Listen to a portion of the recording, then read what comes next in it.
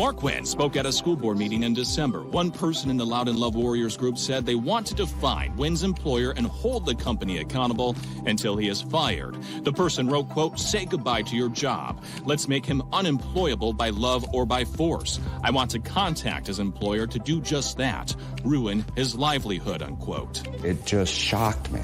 What shocked Wynn even more was a series of messages from someone in the group who wrote, quote, "We really need to find this guy. His life needs to be permanently disassembled. I would shoot him.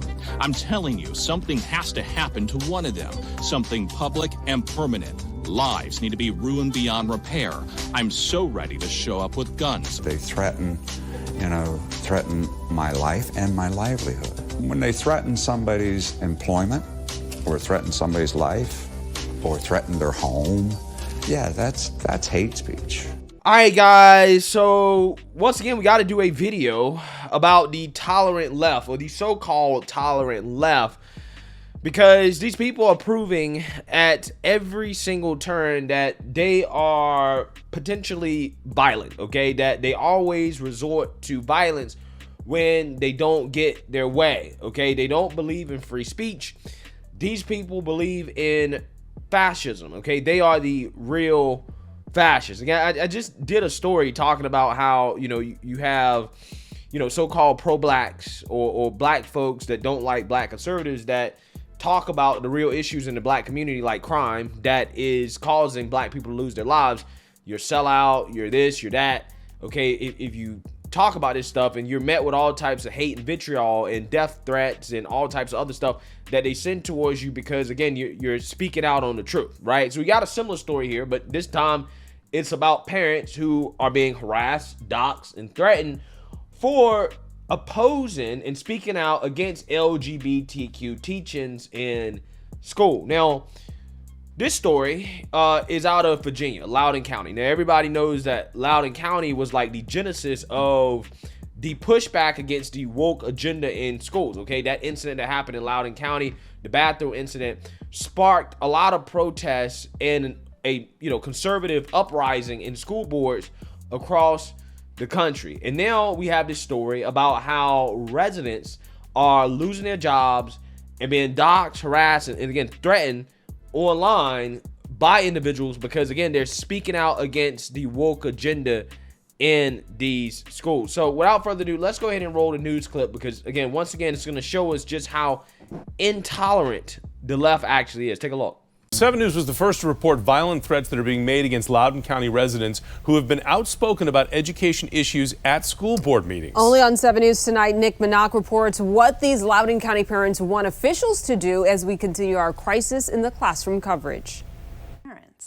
These 3 Loudoun County residents have pushed for more parental rights in education, academic rigor, special education improvements, school safety, and more. And some people who disagree with them have made violent threats against them. I do feel like if they saw me, they would come after me. The threats were made in a Facebook group chat that includes staff and people who appear to be associated with the county's top prosecutor, Buda Biberai, County Supervisor Julie Briskman, school board members Ian Soraka and Brenda Sheridan, Atusa Reeser, Erica Ogadegbe, school board candidate Ann Donahue, sheriff candidate Craig Buckley, Chair Phyllis Randall, and others. They threaten my life and my livelihood. Threatening me, threatening to curb stomp me, it is really, really horrible. Some of the individuals in this group found where you lived, found where you worked, and they said they wanted to ruin your life and get you fired. One of the people in the group is a fellow real estate agent, and I've been a real estate agent for 37 years. Used the MLS system to identify where I live and to pass that information on. After one person in the group contacted Scott Minio's employer, he was let go. This is out of control.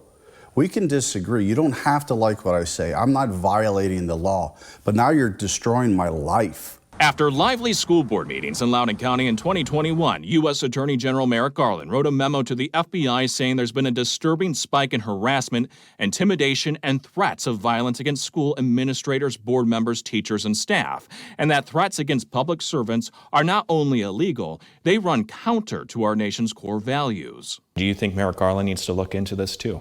Absolutely. This is a conspiracy. This is a conspiracy to intimidate us. It is domestic terrorism. And they also have had conversations with Brenda, and they said, we are going to get information from Brenda Sheridan, who was the chairwoman of the school board, but she now sits on the board, and she has to have some sort of accountability to this. To Sarisa as well. Buddha Bibrai needs to prosecute this, and I'd really like to hear what she has to say. I'd like to hear what Chair Randall has to say. They want Garland to investigate the threats and harassment against them, especially as one person in the group talked about showing up with guns. So where is he showing up with guns? Is he showing up at our homes? Is he showing up at the school board with guns? This is an issue for all of us.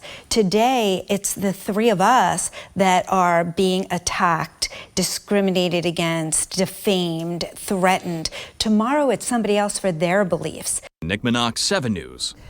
And again, to be clear, the elected officials Nick mentioned did not make the direct threats themselves. Loudoun County Commonwealth's attorney Buddha Bibrai tells 7 News that she is not familiar with the Facebook group. She also sent us a statement saying in part, quote, if anyone makes threats which cross into being unlawful, I have faith that our local law enforcement is equipped to investigate the matters. If their investigation results in findings of violations of criminal law, then the legal process will be initiated and take its course.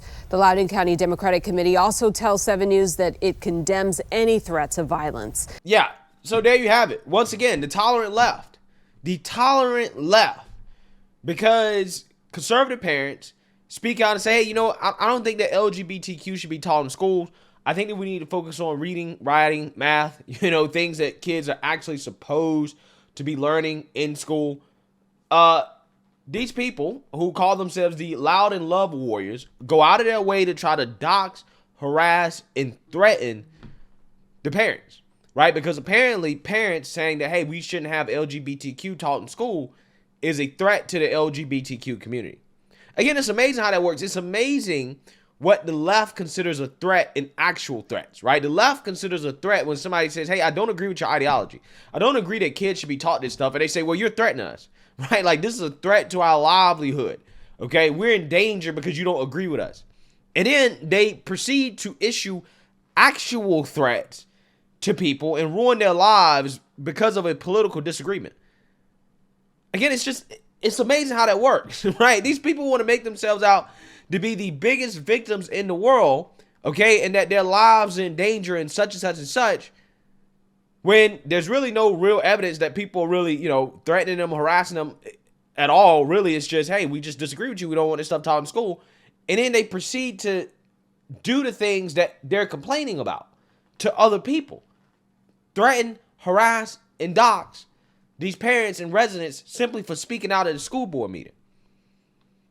Again, left-wing extremism in this country is out of control. They can't stand to hear opinions that they disagree with. They can't stand it. They see it as a form of violence. And then they meet that form of violence, which is really not violence, it's just speech, with actual violence. We see this time and time and time and time again. BLM protests / riots. Oh, we disagree. We don't think that the police are systemically racist and that black people are being indiscriminately killed in the street by police officers. We don't think it's that big of a deal. Oh, you're wrong. We want police reform now, right? They don't get it. Oh, they riot in the streets. Destroy neighborhoods, destroy communities. Roe v. Wade. Oh, hey, you know what? We think that the state should decide what to do with this issue of abortion. It's a state issue. Let the local people decide, right? Democracy, right? Which is what these people claim they believe in. They riot and protest in the streets, destroy property, dox Supreme Court justices where they live at, show up outside of their homes. There was an assassination attempt. They follow them into restaurants, harass them. They go into churches, harass Christians while they're worshiping. They firebomb women's pregnancy centers that simply are there to help women through pregnancy. This is what they do. Antifa, because you are against fascism, right? They and you don't want left-wing supremacy, They try to take over cities, right? Look at what they're doing out in Atlanta with Cop City. Oh, we don't like cops. We don't like the fact that you're building a police training facility. Let's destroy it. Let's riot downtown in Atlanta, destroy the city because cops ended up justifiably killing an Antifa extremist because the Antifa extremist decided to shoot at cops first. Again, most of the political violence in this country comes from the left. It overwhelmingly comes from the left, but you're not hearing about it in mainstream media. They don't talk about it. They don't want to address it.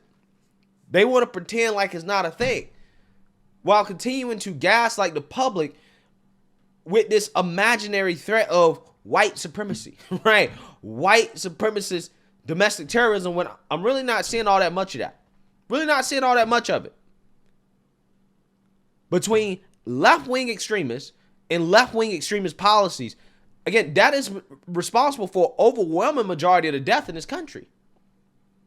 But overwhelming majority of the political violence in this country, the domestic terrorism in this country, comes from left-wing extremists. And it's to the point now where you can't even as a parent speak out on certain issues because the left is so intolerant of speech that they will threaten you, send you death threats, try to ruin your life, try to get you fired from your job because you say, hey, look, I don't want my kids indoctrinated. I don't think my kids should be learning about this stuff in school. Exercising your free speech right. Again, it's a shame. It really is. It really is that I have to cover stories like this. But again, you're not going to hear about it in the mainstream liberal media. They don't want to talk about it. Because I think it's at the point where I think they actually really support it. A lot of these outlets really support this stuff. They're totally fine with it. And then they want to lecture and gaslight people on domestic terrorism and the threat of, white supremacy from the right or right-wing violence. When, again, I'm not seeing too much of that. Not seeing too much of it. I'm just saying. Let me know what you guys think. Make sure you like, comment, and subscribe. Most importantly, share a Black conservative perspective. Peace.